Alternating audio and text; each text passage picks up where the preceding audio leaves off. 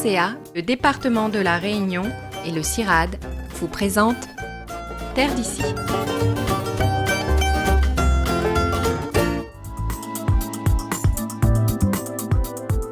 C'est une propriété chargée d'histoire. À la ravine des Cabris, le vieux domaine ouvre de nouveau ses portes aux visiteurs. Après une quinzaine d'années de sommeil, Daniel Payette, le propriétaire des lieux, a décidé de faire revivre cet endroit magnifique en reconstituant ici même un ancien village d'engagés malgaches du nom de Mahavel. Lui donner ce nom, c'est aussi lui permettre de le fixer dans le temps. Donc nous, on l'appelait le Mahavel, et vous avez effectivement un ensemble de villages, de paillotes, de maisons. Il faut savoir que quand on a retrouvé ces maisons, elles étaient complètement affaissées et puis souvent encore bâties en paille. La première année, en 2002 je crois, on les a remontées en paille. Mais la paille, ça coûte extrêmement cher pour le montage. Là, ça demande une main-d'œuvre conséquente et lourde. Donc on a préféré remettre directement sur un aspect qui nous posera moins de contraintes, tout simplement.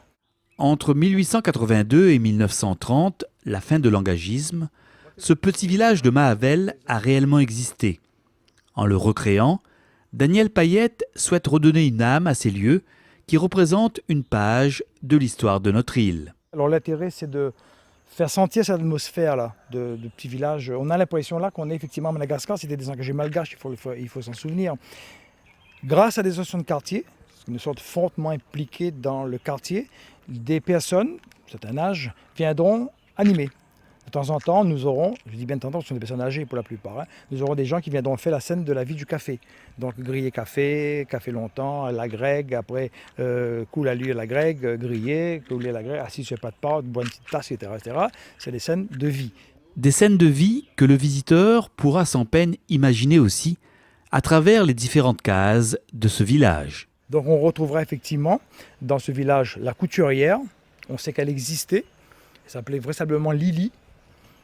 On n'a pas d'image, on n'a pas de gravure de cette personne-là, mais on sait qu'elle existait. On retrouvera également la maison de celui qui, en fait, était un peu responsable de ce village, qui servait de relais avec le propriétaire. Donc à l'époque, on disait le commandeur, tout ce qu'on pouvait imaginer. Une maison, je veux dire, un petit peu plus stylée, mais sachant qu'elle avait 2 chambres à l'arrière. On n'a pas pu les faire. Donc on n'est pas, comme on dit, on ne peut pas être ravagé par ces esprits, parce qu'en fait ils ont vécu là, ils ont été, je veux dire, vraisemblablement bien entretenus, bien, je veux dire, soignés. Et le remettre en route, à mon avis, c'est remettre en place cette mémoire. Rendre hommage à ces personnes qui ont œuvré. C'est grâce à ces gens-là qu'on a toute cette structure.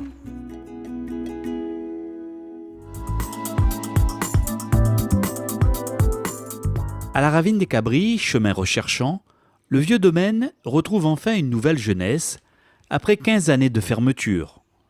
Aidé par des bénévoles et la mairie de Saint-Pierre, Daniel Payette, le propriétaire, a réhabilité sur son lieu d'origine l'ancien village d'engagés malgaches de Mahavel, avec ses petites cases reconstituées comme à l'époque. Je dis bien vraisemblablement, dans ce village, la cuisine se faisait dans un lieu très précis. Donc on a retrouvé effectivement des murs montés comme ça, un peu plus grandes quand même, et on suppose que c'est là qu'ils devaient faire cuire leur repas, quoi, hein.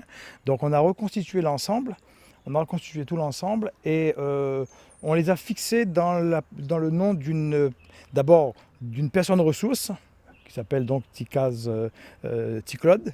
C'est le monsieur qui est là-bas, qui les a en fait refait. Il avait appris ça à faire avec son père, etc. Il les a reconstitués pour nous. C'est un bénévole sur l'association. Et puis, ce cadre-là était animé, voilà l'origine, hein. Comment c'était à l'origine, hein. C'était à l'origine. Donc, on l'a reconstitué et on a les boilis qui venaient l'animer comme personne ressource en les années, je dirais, 91 jusqu'à pratiquement 2000. Ancienne propriété agricole, le vieux domaine recèle également toute une richesse végétale avec une collection d'arbres fruitiers que le visiteur pourra découvrir ou redécouvrir en se promenant dans ce magnifique jardin. L'objet, c'est aussi de parler de notre histoire, notre peuplement. La Réunion, il n'y avait rien. Donc les hommes ont ramené des fruits. Alors pourquoi ils ont ramené, d'où ça vient? Pourquoi ils ont ramené? Qu'est-ce qu'on en faisait dans le pays d'origine? Qu'est-ce qu'on en fait maintenant? Donc tout cet usage-là, il faut le garder au-delà de la confiture. Mais il y a des fruits, il y a des écorces qu'on pouvait utiliser pour se soigner, pour se blanchir les dents. Par exemple, le bilimbi. Est-ce que les gens savent encore que ça se faisait? Est-ce que les gens savent encore que le bilimbi pouvait être utilisé pour enlever les taches de rouille sur les tissus? Bon, c'est un usage qui ne nous appartient pas, un usage qui vient de l'Inde. Un code de Coromandel pour la plupart, donc, mais ça a été transféré à La Réunion et on les a utilisés. Nos plantes endémiques et indigènes occupent également une place de choix dans cet arboretum, réalisé en partenariat avec le Conservatoire botanique de Mascarin. Daniel nous présente ici un bois noir des Hauts. Le bois a une croissance lente. Le tronc était utilisé pour les bois, pour faire les charpentes, quelquefois des objets, voire en menuiserie particulièrement. Quand on incise, au contact de l'air, l'oxygène va le faire noircir. Donc on dit bois d'ébène. C'est un bois précieux, un bois rare maintenant à La Réunion.